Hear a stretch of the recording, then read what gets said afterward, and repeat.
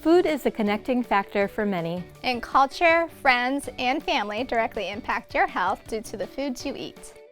Sharing meals with others is an opportunity to learn more about one another while enjoying different ingredients and recipes. Memories, traditions, seasons, and access to food all impact your relationship with food too.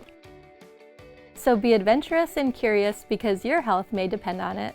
Connecting with others while working toward behavior changes like eating more plant-based protein foods can serve as a powerful tool for success.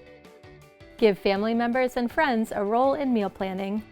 Let them pick new recipes with everyone lending a hand during meal prep.